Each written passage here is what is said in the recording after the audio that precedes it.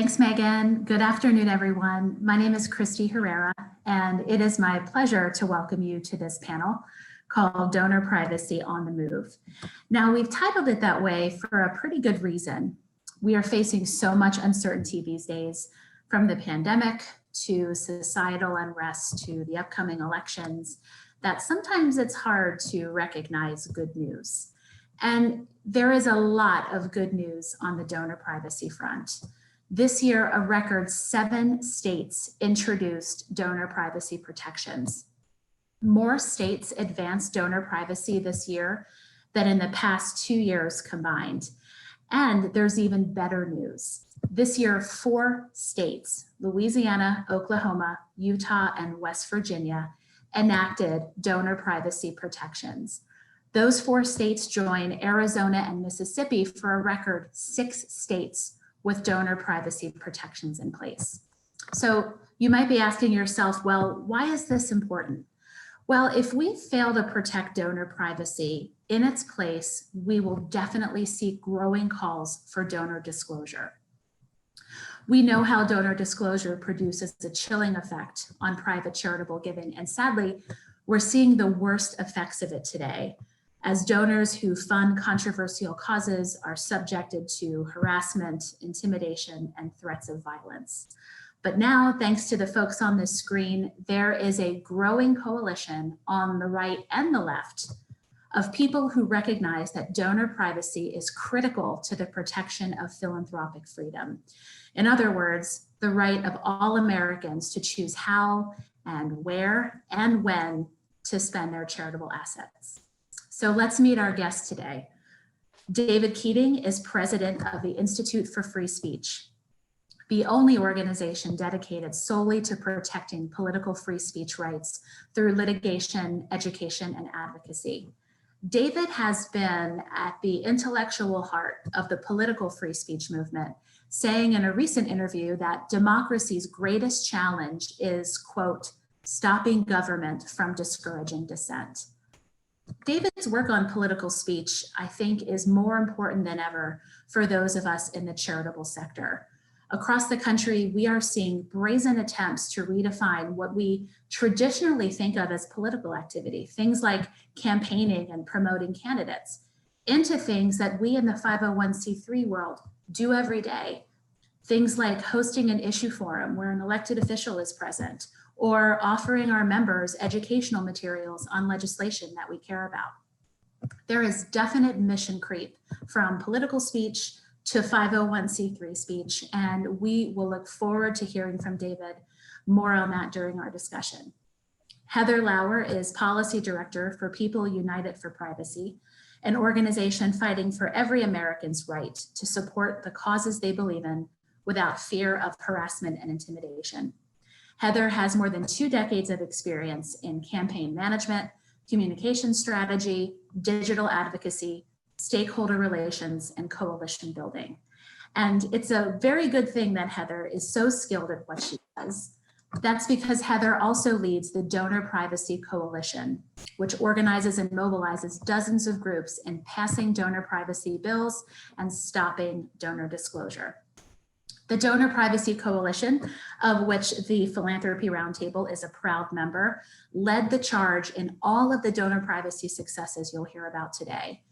We'll look forward to hearing more about this, as well as some of the more interesting political coalitions that Heather assembled in our discussion. Finally, Patrice Onwuka is Senior Fellow here at the Philanthropy Roundtable, where she writes and speaks on issues related to philanthropic freedom. This is actually Patrice's 2nd tour of duty at the Roundtable, having previously served for 4 years on the Roundtable's public policy team earlier in her career. You might have seen Patrice on television. She's a frequent guest on Fox News, Fox Business, and PBS. She hosts a column called The New Agenda for Black Women, and she is also a contributor to the Washington Examiner and The Hill. So let's get to our discussion. If you'd like to ask a question at any time, just open the chat feature on the bottom of your screen and send your question privately to the person marked Q&A.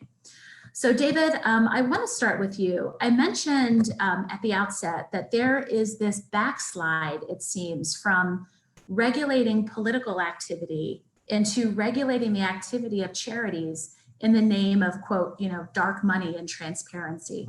Why should we in the 501c3 space be so concerned about donor privacy? Well, there are a number of reasons. One is look, C3s can't do all the work to change the world and make it better by itself because of the nature of a 501c3 organization. You can do limited amounts of lobbying. You can't do any political activity at all. And so we really, there's a whole panoply of nonprofit organizations, and C3s need 501c4s, C5s, C6s, and there are 29 different C nonprofits. And each of those can do their own thing to help bring about a better world. So if these organizations have to worry about donor privacy, the reality is that there are a lot of donors that simply won't give money.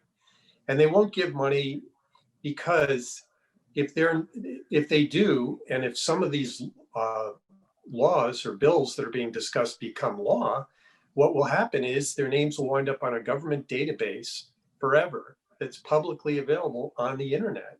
And, there are a lot of people that are willing to stand up and have their names and donations counted for anything, but there are plenty that are not. And some of the proposals would associate your name with communications that you had no idea were going to be broadcast or distributed, and you may not even agree with those communications. So I think part of that is we need the other nonprofits to get things done. The second thing is this 501c3 groups are under a lot of scrutiny and attack. There are proposals to require disclosure of people who give to donor advised funds, or somehow tie the donor advisees in with the grants made by those donor advised funds. And just yesterday, the Trump administration suggested that if any think tank wanted to work with the State Department, it had to disclose all foreign sources of funds. Well, how do we know, and this is what we're hearing a lot lately, how do we know a group hasn't taken foreign money if we don't know who they've gotten the money from? So even if we hear about disclosure of foreign money, that doesn't mean we won't see disclosure of all the donors, because how else could we check if they're foreigners or not? And then there's other things that are quite frightening. The bill that passed in the Congress as HR 1, not in the Congress, the House, as HR 1 had a number of provisions aimed at primarily 501c4s, 5s, and 6s. But the bill was written so poorly, it would have easily swept in a lot of activity by 501c3 organizations and required donor disclosure of 501c3 groups if they had even tangential involvement with a 501c4, which is actually a pretty common practice. Yeah, I remember there was a bill in, I think it was New Mexico, a number of years ago that was, as you say, written so poorly that it would have implicated a pastor giving a sermon at the pulpit who mentioned an elected official's name a certain number of days out from the election as political activity, and it would have forced the church to turn over its donors. So a lot of things that are targeted as political speech are now kind of backsliding into things that we in the nonprofit space do every day. So Patrice, I want to bring you in. You have a history in working on philanthropic issues. Tell us why anonymous giving is so important to the charitable sector. Sure, Christy. Well, it's not surprising that charitable gifts are anonymous giving, private giving, without attaching your name is so important for many reasons, some of which are practical. And I think both you and David touched on them. The fear of retaliation and harassment if your name is publicized, the desire just to live kind of a private life, even while you're giving of yourself. There are religious reasons for why people want to give anonymously. But I think really important is the ability to support causes that are unpopular, causes that are controversial today, may be controversial in the past, but we consider them not so controversial today. And I think it's worth taking a little bit of a step back and looking historically at some of the social movements that have really changed America, brought people, men or women, people of color, given them their rights. And that would not have been the case had it not been for donor privacy. I mean, arguably, I think it's fair to say, as a woman of color and a Black woman in this country, looking at the abolitionist movement, at the civil rights movement, we have examples of where donor privacy really allowed philanthropists and donors to advance a cause that was really important.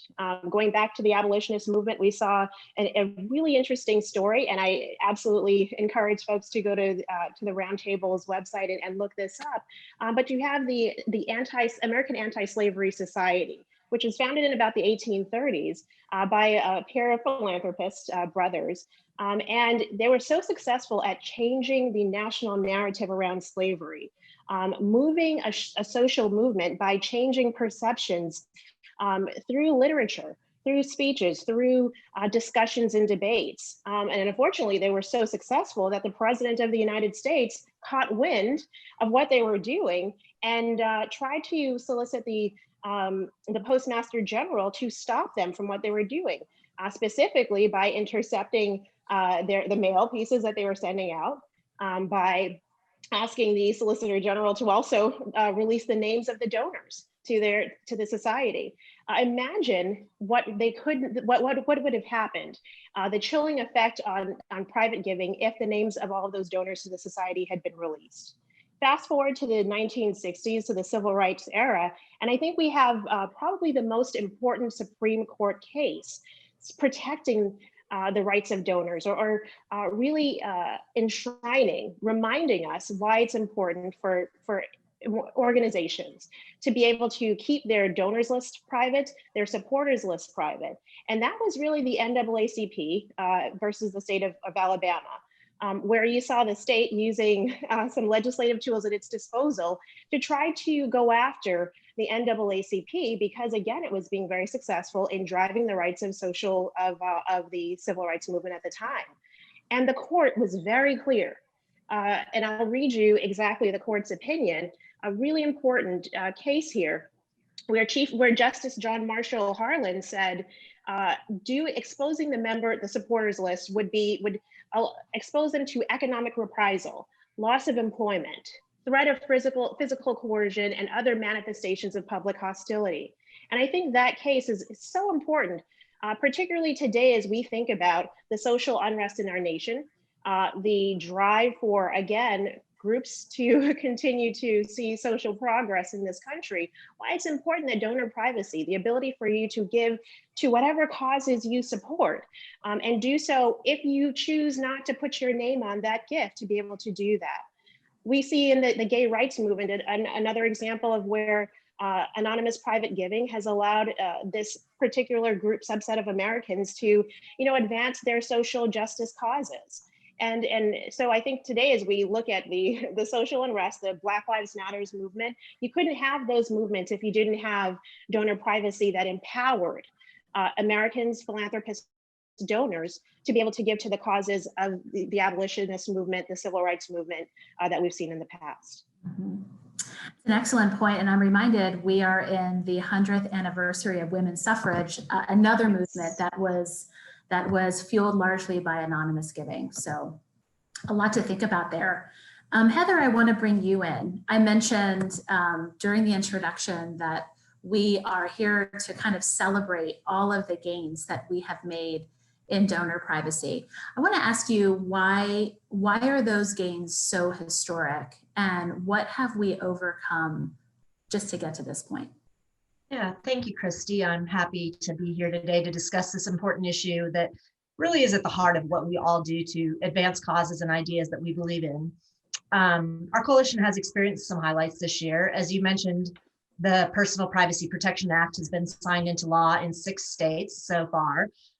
We also actively supported IRS rulemaking to eliminate Schedule B reporting for certain nonprofit organizations, a rule that was finalized a few months ago. We still have a long road ahead of us to truly protect citizen privacy, but what's been most encouraging is the strong bipartisan support that our legislation has received in the states. Despite the rhetoric we have constantly heard from activists and media for more than a decade, and increasingly from progressive policymakers at the national level, across the country, there is still an understanding for the need for privacy in how we speak and associate with each other. Where this bill is passed, legislators have shown willingness to stand up in support of our First Amendment rights, and that is really encouraging, even though it feels like donors are increasingly under attack. Our biggest threats have come from pro-disclosure activists who are mostly organized by a small group of national organizations, and they are actively working to push their agenda in states where they think they can find sympathetic policymakers. We also see challenges from biased media outlets, as well as reporters who just don't understand these issues well enough to write about them in a balanced way. And frankly, uneducated legislators are also a big challenge for us. We typically find that most legislators just don't have a strong opinion one way or another about donor privacy, and it's usually that they just don't understand the issue.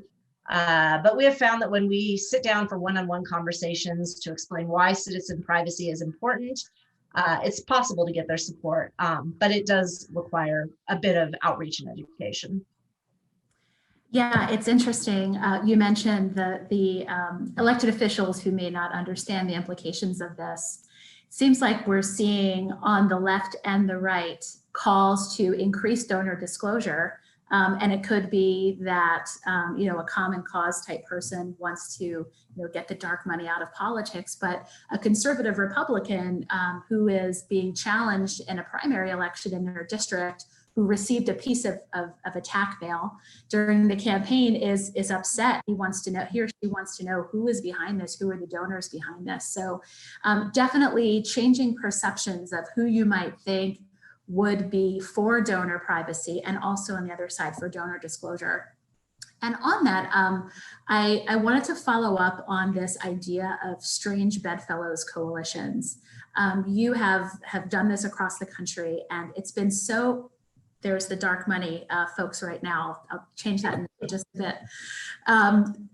You have been involved in efforts across the country to pass donor privacy and stop donor disclosure. And you have had some interesting people come out to hearings to testify in favor of donor privacy. So can you talk a little bit about the players involved and why this is really a unifying issue for both the left and the right? Yeah, this is actually one of the things I really enjoy the most about working on this issue. It truly is a bipartisan issue, and groups that support protecting donor privacy can be found across the entire political spectrum. In addition to nearly 100 groups on the right that we coordinate with closely on a regular basis, we frequently work with groups like the ACLU, Planned Parenthood, environmental organizations, and other left-leaning groups that are equally concerned about keeping their donor lists private. We may disagree with a lot of those groups on other issues, but our progressive partners understand what's at stake if their supporter lists end up being published on a public website. It's going to impact their ability to fundraise, and in the worst case scenario, it could cause harm to people who have supported their causes. This is especially important for groups that might hold views that are considered controversial. The threat to individuals of having their information disclosed is very real, and there are countless examples across the country of people being targeted for their beliefs, unfortunately. Publishing a list of donors on a public website and making it even easier for activists to target people is a dangerous proposition. In the current environment in which cancel culture has become a frequent tactic of activists, disclosure can seriously hurt the livelihoods of individuals who their business might lose customers, or they might get fired from a job because of their beliefs, and it can cause harm in a lot of other ways as well. So this is why organizations across the political spectrum can agree on the need to protect our First Amendment rights and the ability to have healthy debate about issues instead of just shutting down groups and people that we don't agree with. Yeah, it's the situation where the NRA and Planned Parenthood would both prefer to keep their donor list private.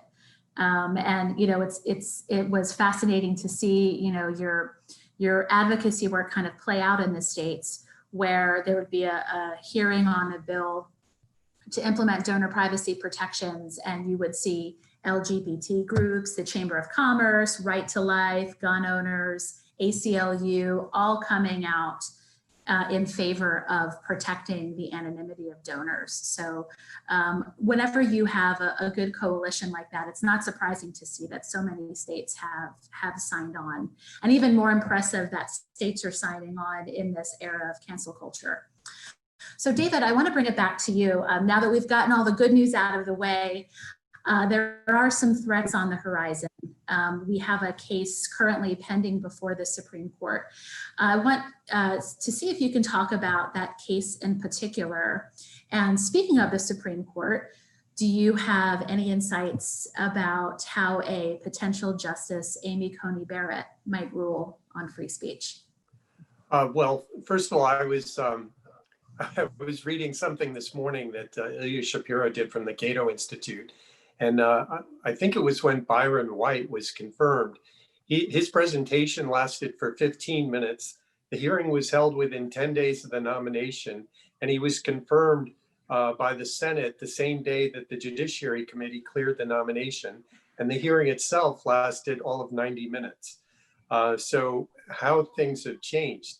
Now, as far as Judge Barrett, she's kind of a blank slate on First Amendment issues and free speech issues. She's been on the Seventh Circuit now for, I think, a little over 2 years. She's ruled on 4 cases that have touched on the First Amendment. We haven't seen anything of concern, but there's nothing that really would make us think, oh, she's definitely going to be terrific on this issue. But I look at her general background, the fact that she clerked with Justice Scalia, and her academic writings and some of her decisions on other issues. I'm optimistic that if she's confirmed to the court that she will probably be good. And she's certainly going to be a very smart, capable justice that I think we would be comfortable making arguments and that we would have a fair hearing from her. Now, as far as the Supreme Court, I actually see an opportunity. I don't really see a threat right now. And the big opportunity is, and some of the people in the audience may have heard of a case like this, but in 2014, out of the blue, California started requiring 501c3 charitable organizations to disclose their major donors on their Form 990 Schedule B to the state of California. And if you don't do this, you can't get a license from the state to ask for money. And obviously, California being the biggest state in the country with a lot of well-off donors, almost every national charity wants to solicit there. So California started enforcing this. A number of groups, including our group, Americans for Prosperity Foundation, and the Thomas More organization, all sued. And so far, we've all lost. And in the trial for Americans for Prosperity Foundation, a few really interesting things came out, and actually some pretty frightening things came out. Now, all you have to do is think of how difficult it has been for governments to keep private information private. You think of the hack of the Office of Personnel Management database, where the backgrounds of everyone that got security clearance were hacked. The WikiLeaks hacks. There's all kinds of national security information that is wound up on the internet. So why would we trust governments to keep confidential information like donor information private? And the answer is California totally flubbed it. When they got these records, in discovery, we found that over 1,800 of these Schedule Bs were right there on the state of California website, even though they were supposed to be private. And something that was even more frightening was, I don't know if you've ever noticed this, but sometimes when you go to a website, you'll see the URL and you'll see a series of numbers like 131 for one page, 132 for the next page, and so on and so forth. Well, it turned out that the Schedule Bs for all these organizations was right there for anyone to see if you just guessed the URL. So if you're going through the 990 and you notice, hey, what happened to URL 133? And if you just type that in manually, boom, you got the the donors from that organization, even though you weren't supposed to see it. So California's been collecting this information during the trial. It came out that they never used it. They didn't need it to audit the charities for potential fraudulent activity. So the whole thing is pretty scary. And these cases are now all before the Supreme Court, where they've sat since early this year. And what's really promising is the court has relisted these cases. And what that means is the court has schedules a judicial conference of all the justices where they talk about the case and say, well, should we take this case? And if they can't decide, they put it off to the next conference. Well, they did that repeatedly. And then the last conference that was held in February, they announced the Solicitor General is invited to file a brief in this case expressing the views of the United States. Now, we haven't seen that brief yet from the Solicitor General. Given the Justice Department's views on free speech, I think it will be a very good one. But the mere fact that the Supreme Court has asked for the views is a very promising sign that they're thinking of taking this case. In fact, I would say the odds are close to 50-50 right now, which is great odds for the Supreme Court taking the case. And if they take this case, the reason's going to be to, once again, overrule the Ninth Circuit on a decision. In this case, the Ninth Circuit said California can get this information. So if the Supreme Court takes this case, I think we'll get a great decision. And what we really just need from the court is we don't need anything groundbreaking. All we need is for the court to say, remember that case that Patrice talked about earlier, 1958 NAACP versus Alabama? That's still good law today. And the lower courts should follow it. And if they do, we're going to have a much stronger hand litigating other cases. So I'm very optimistic, actually, that they will take this case and that they will rule in a good way. If they don't take it, then we're just going to have to wait until another case works its way up through the pipeline. But I'm really hopeful they'll take this. And if they do, I think some good will come out of it. And considering how activist so many state attorneys general are in trying to enforce and implement donor disclosure unilaterally, I'm sure that there will be more opportunities for courts to hear cases on donor privacy. So we'll be looking for that. Heather, I want to bring you in here on this question of donor privacy threats. What kinds of threats should our attendees expect? And when we think about messaging, what is the best way for those of us who value donor privacy to push back against donor disclosure? Yeah, unfortunately, every year we see dozens of bills introduced in legislatures across the country that propose some form of donor disclosure. Some states are a perennial threat, and we can already anticipate those fights for next year. But in the year after an election, we do see an uptick in the number of bills that are introduced as elected officials retaliate against those who oppose them during the election. Given the intensity of this year's election, we expect next year to be no different. It's not always just obvious states like maybe a California or New York where you would expect to see a donor disclosure bill introduced. It happens in states of all sizes across the country, and unfortunately, it comes from both sides of the aisle.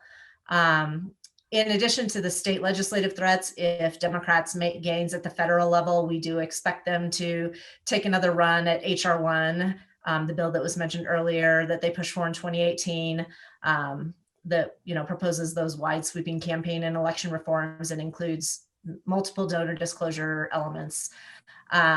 There are elements of that bill that they have been pushing for years, and they've given a lot of signals during this election cycle that they plan to make those proposals again a priority again in the next Congress. The best way to push back again is just education. As I mentioned before, there is really a lack of understanding amongst most legislators about this issue. Some have been seduced by the dark money narrative without really taking time to understand it. And honestly, the media and pro-disclosure activists have done a good job of framing this issue in a way that can make it difficult to oppose them. They've been fine-tuning their message for many years, but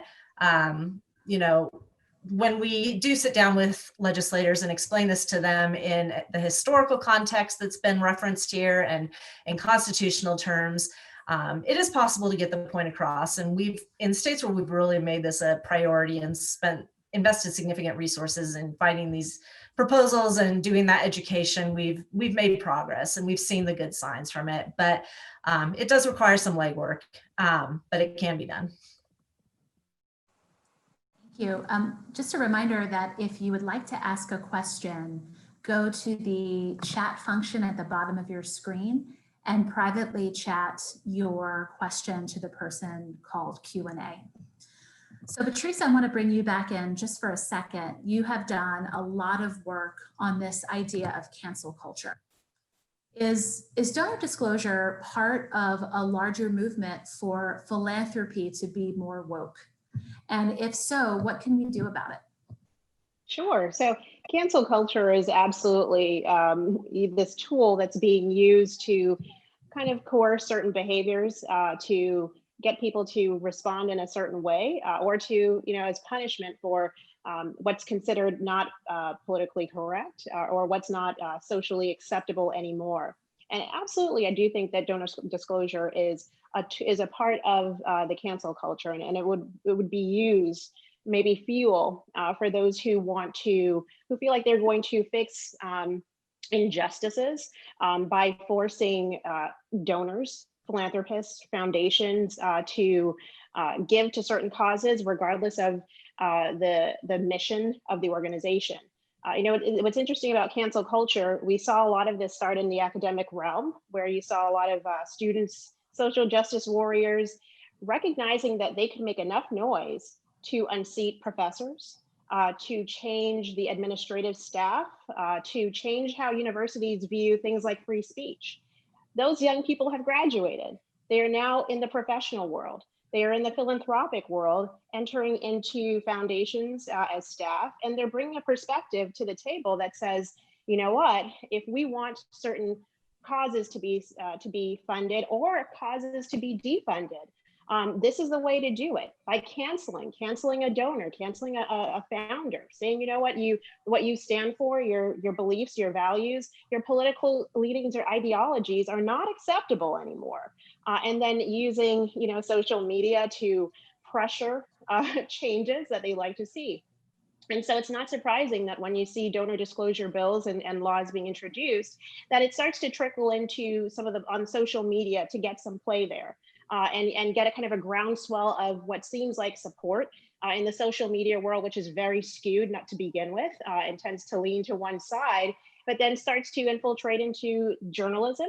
And a lot of journalists seem to think that the social media world is representative of America. And then suddenly now you, as a donor, as a philanthropist, or as a foundation, you find yourself being canceled because maybe your founder supported something that a cause or a belief or an idea that is no longer socially acceptable. So I think that's where the connection is, and I think it's very important.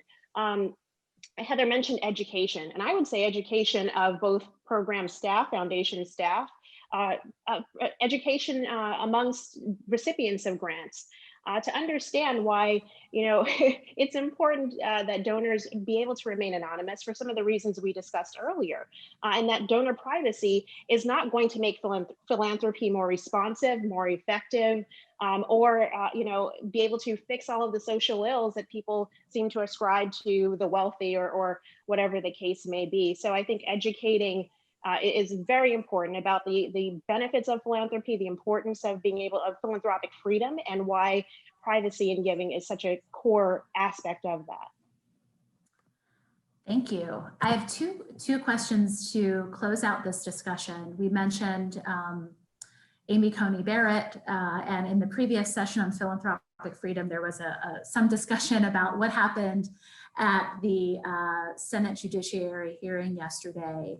There was a pretty substantial speech, some would call it a rant, about dark money. And it was interesting to see my Twitter feed light up with a bunch of memes about what happened. Wall Street Journal this morning said that the senator who who gave this 20-minute speech, went all Glenn Beck on the panel by, trying to make connections between this donor and that donor and why dark money is such a problem. So I know all of you have seen it because we talked about it yesterday over email. Talk to me about your take on what happened. David, I'll start with you. Well, I don't know. I mean, this is the same Sheldon Whitehouse we've seen for a while. He thinks there's a massive conspiracy on the right, that every vote that goes the wrong way from his perspective is due to people buying people off. And, I just, it makes you wonder about what he's thinking. I mean, hasn't he heard that the parties are more polarized than ever, and that basically Democrats vote together as a party and Republicans vote together as a party, as legislators? I don't know. I don't know what to say about it. To me, what was most disturbing on Twitter was how many journalists retweeted his rant as somehow a master class in what's wrong with democracy. And, that's part of it. But, this is, in some respects, it's not surprising for journalists, but in another, think about the irony involved.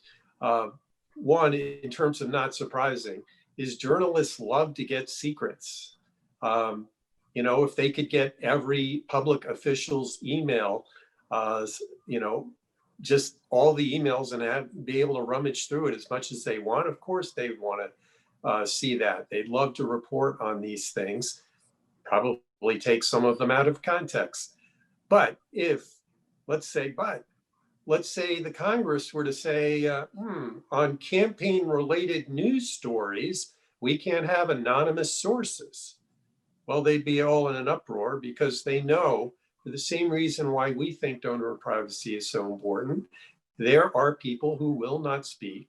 Who will not speak to reporters if their name is going to be in the newspaper. And the same is true for donor privacy. There are people who are not going to be willing to fund organizations carrying a message if their name's going to be on the internet forever. So I don't know. All I can say is Sheldon Whitehouse is there. People like Sheldon Whitehouse. Remember when just before the IRS scandal came out, Sheldon Whitehouse held a hearing and he berated the IRS for not going after what he called politically active groups for lying and cheating on their tax returns. And he was urging the IRS to go after these organizations on a criminal basis. So, I mean, that's Sheldon Whitehouse's view of the world. That's his view of, donor disclosure and so on. Yeah, it's frightening. Patrice, any thoughts on what happened yesterday? Sure. Well, what I took away is his intention is probably threefold. Number one, to undermine Amy Coney Barrett and her nomination and her confirmation, although he's probably not going to be the one to stop it. Number two, to send a signal to his colleagues that this should be an issue. Once again, surprisingly, during this entire election season, we have not heard anything about dark money, potentially because there's been quite a lot of donors funding causes on both sides, campaigns on both sides, organizations on both sides of the aisle. And then number three, to chill giving to these organizations that he named. And it's sad. It's also hypocritical. And thank goodness Senator Ted Cruz came up right after him and really undercut his entire argument that this is something that happens, that number one, it's nefarious, and number two, that this is only something that happens on the right side of the aisle. So I encourage folks to go back and listen to what Senator Cruz said. Yeah, the conflating of 501c4s and 501c3s in the hearing yesterday, I think was the most frightening for me. Heather, any thoughts? Like the others have said, I think this is a sign of things to come next year. They are not going to let up on this. HR1 will be introduced again. They're going to continue to push for it, until they get what they want. And to David's point, the amplification that happens through the media and just their, automatic acceptance of that message that came from White House, and that's the, that's just the rule. That's how we talk about this issue, that He's onto something and there's no other sides of the story. I mean, it's what we're constantly fighting on this issue. And yeah, I mean, it like Patrice said, it's at least, we have Ted Cruz and others who are willing to speak up and push back on it, but it doesn't, there still is a lot of work to be done. Yeah. Last question, and this is for the group as well. We can kind of pull out our crystal balls and look ahead to next year. What do you think we could expect? And in your mind, you have this great audience of folks who are very concerned about philanthropic freedom. What is the single most important thing that they can do to protect donor privacy? David, let's start with you. Well, I mean, that's hard to answer. I mean, it depends on who they are and who they know, I suppose. Look, the greatest need probably right now is to educate Democratic lawmakers and liberal organizations to a lesser extent, but primarily Democratic lawmakers about the importance of this, and to a lesser extent the whole journalism community, to try to say, look, this is all part of the same thing. If Congress, when state legislatures can decide what is public information, this is going to apply to the journalism profession. It's going to apply to the news business as well.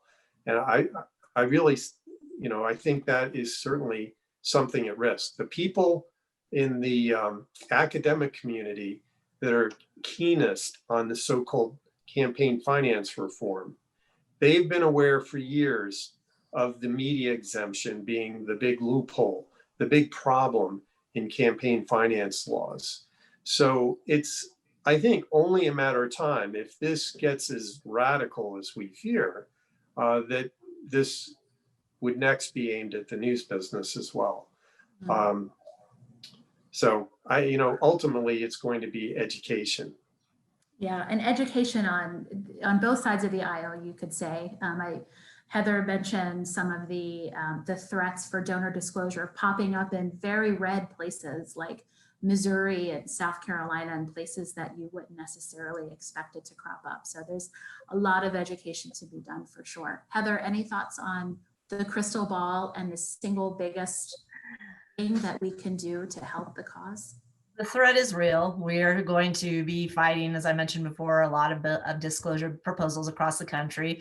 We're also going to continue to push for the Personal Privacy Protection Act and getting that signed into law in more states. Hopefully we can pick up a few more next year, and we're going to keep pressing forward on that front.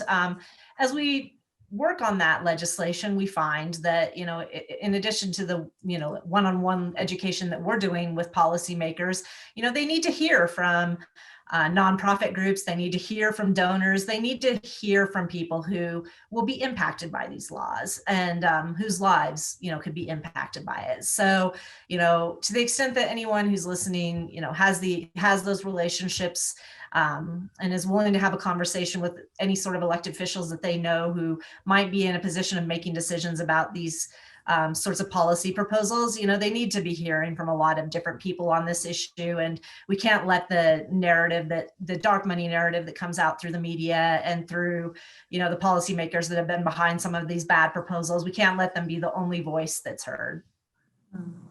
Patrice, close us out. Final thoughts?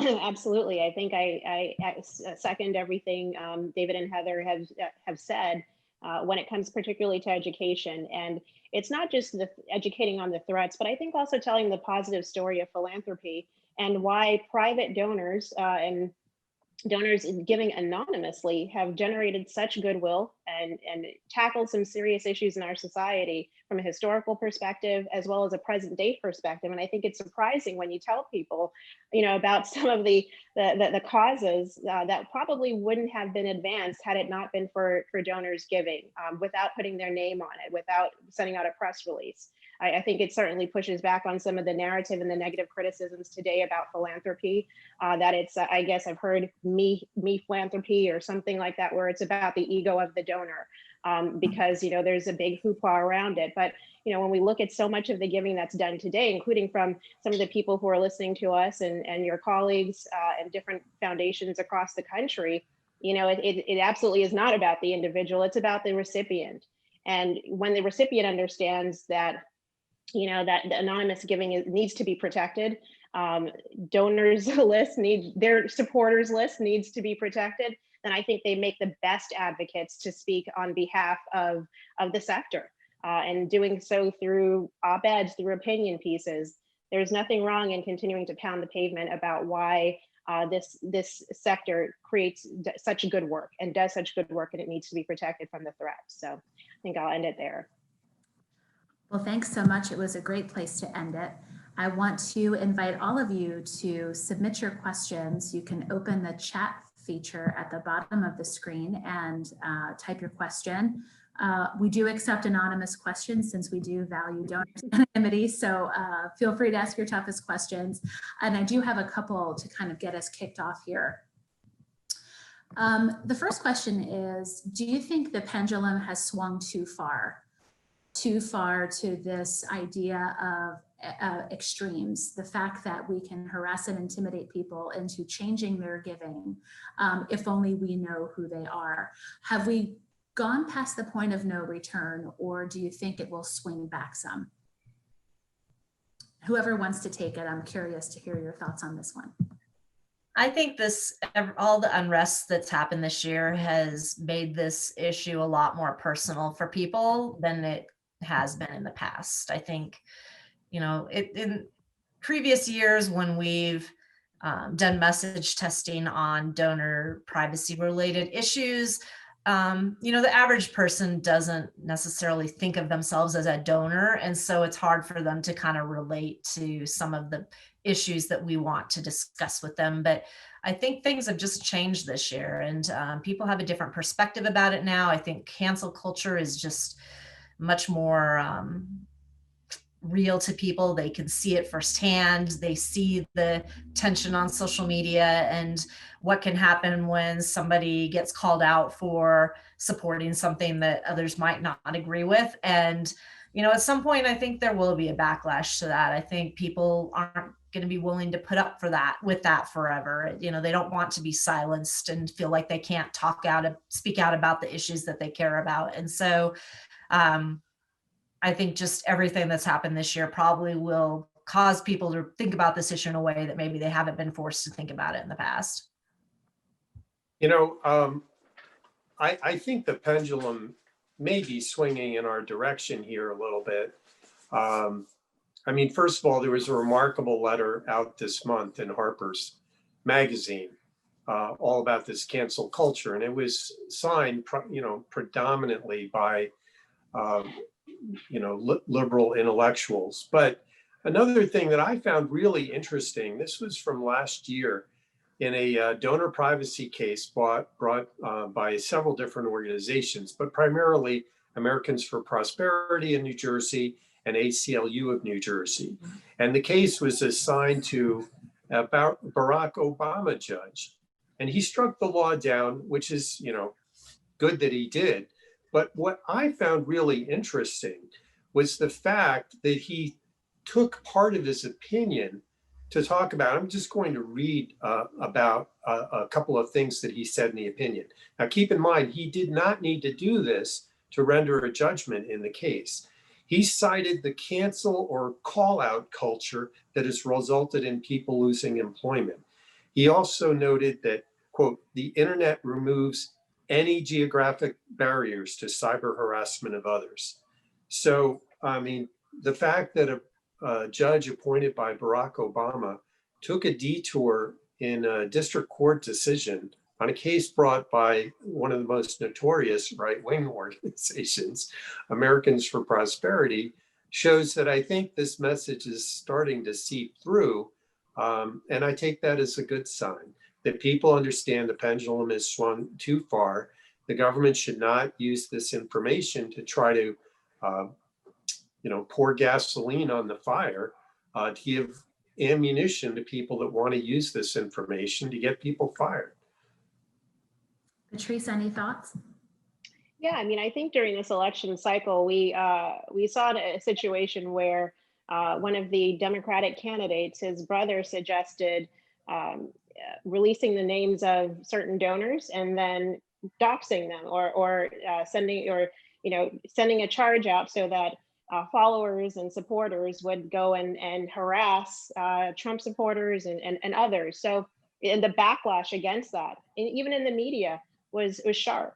I believe it was Julian Castro earlier, Yes. maybe last year, something like that. Mhm. So I think when we see more of these high profile examples of why in the political realm, why releasing the names of supporters, even of political campaigns, is wrong and it's dangerous, it certainly starts to, I think it makes there's a connection in the minds of individuals that, yeah, that actually should be the case for donors of regular organizations, C3s or C4s for that matter. So I think you'll start to see the shift away from this cancel culture. But again, the motivation of being woke and tying wokeness to corporate social responsibility and bringing those mentalities into the charitable world and the philanthropic world is still a real and present concern, that even when the cancel culture starts to die down, those ideas are still going to be there, particularly among younger staff. And so I think that educational piece is still important for young people working in charities, working in foundations, to understand why you do need privacy for donors. And I see that as you said that, Patrice, our session manager has just posted a couple of interesting and I think really well worth your time handouts in the chat. The first is a donor privacy briefing that the Roundtable released this summer. It is a great primer if you want to get caught up on all the latest donor privacy news and what's on the horizon. Definitely check it out. And we talked a little bit before about Americans for Prosperity v. Becerra, which is the case that is currently before the Supreme Court, the biggest donor privacy case since NAACP v. Alabama. We, the Roundtable, submitted an amicus brief in that case, and it goes into a lot of the history of unpopular social movements being funded by anonymous contributors. And if you really want an in-depth look at the history of why anonymous giving is so important, definitely check it out. And there's some other there's one on HR 1, which is the main donor disclosure bill that is working its way through Congress and has already passed the House. Remember, if you'd like to ask a question, please chat me at Q&A. That would be great. Next question is about stories. So Patrice, you mentioned the Julian Castro story from last year. And the question is about what are some of the things that you're hearing? Are there stories on the left and the right to kind of show why donor disclosure is such a threat? Okay, so that's a really good starting point, that example. I think on the right, you've seen there are examples where, folks have been doxxed, individuals, conservatives.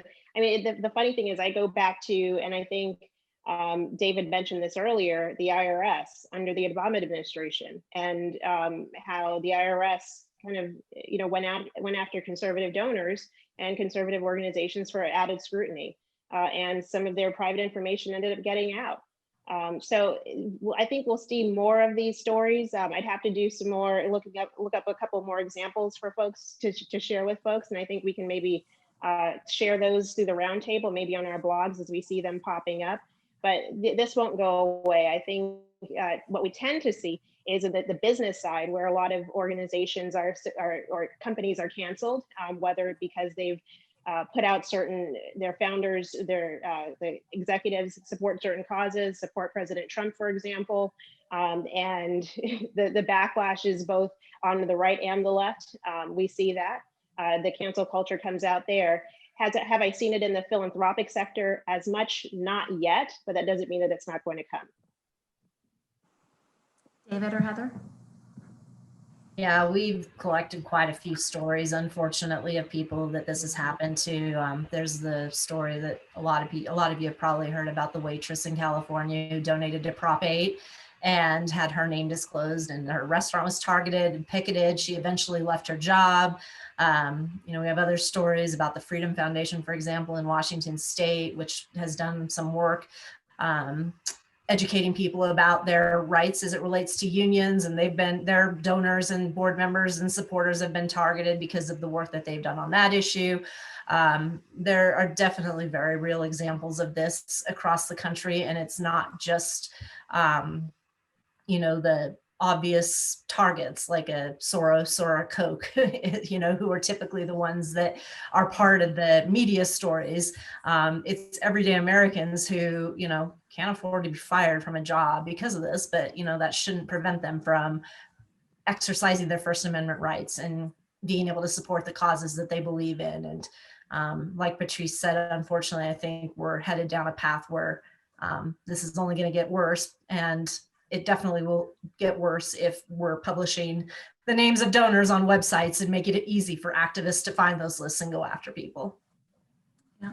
David, any I think it's amazing some of the recent reports on polling is showing sharply higher numbers of polling respondents are not willing to say who they are going to vote for in the presidential race. And I mean, look, I think most people understand that a public opinion poll is really confidential. Their name isn't collected, and people are still not willing to give the answer.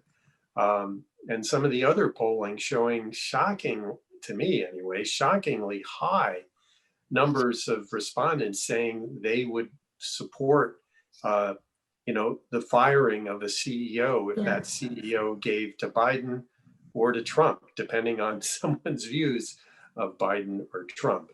And then some of the reports that we're seeing from the academy, the professors who were literally frightened into silence, or sometimes they take very important historical works and study them or read from them and find themselves under withering attack.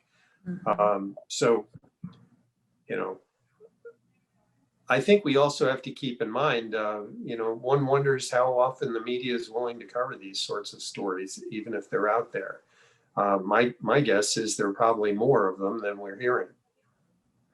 Yeah, as you mentioned the poll, I brought it up. It's a Cato Institute poll, and I'll just kind of give everyone the top lines. 50% of strong liberals support firing Trump donors.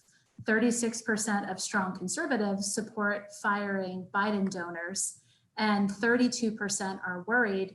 32% of all respondents were worried about missing out on job opportunities because of their political opinions. So lots of survey data that's kind of confirming what we're already seeing. We have about 3 minutes left in the panel, and we'll get to the last question, which is, if you are confronted with someone who is a fan of donor disclosure, what is the single best thing that you can say to them? Let's see, Heather, I'll start with you. I'm not sure it's that easy to change their minds, but the thing we say a lot and that has resonated, and we hear other people picking it up as well and kind of owning it as a message, which is that transparency is for government and privacy is for people. It's kind of the tagline of our coalition and our movement. And, it's kind of at the root of everything that we're talking about as we're pushing back on these proposals and explaining to people the difference between requiring government transparency and disclosure versus forcing private individuals to disclose their private activities and their constitutionally protected rights. So that's the message I would give. It's a great message. David? I mean, look, I would take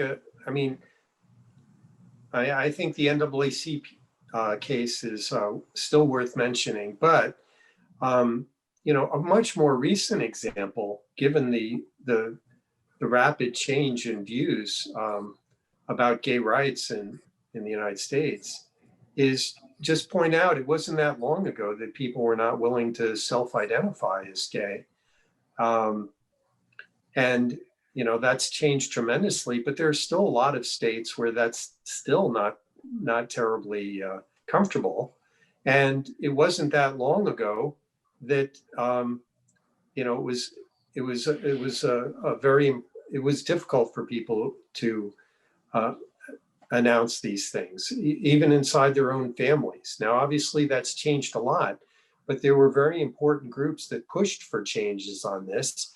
And I think without a doubt, those organizations would have had it, found it extremely difficult or impossible to raise money if all of their donors were public, because people would have concluded that either they sympathized with these causes or they were homosexuals themselves. So that's something that I think would have been would have really held this movement back tremendously. And I think someone that probably is bringing up a story like that would probably think about that and say, yeah, you're probably right about that. And what we can't predict is in today, what we will accept 10 or 20 years from now as being an important advance, but today is difficult to talk about or to be identified with. That's been the history of a lot of the advances in our policies and laws. Patrice, 30 seconds. I'll give you the final word. Absolutely. I would ask them what causes they support.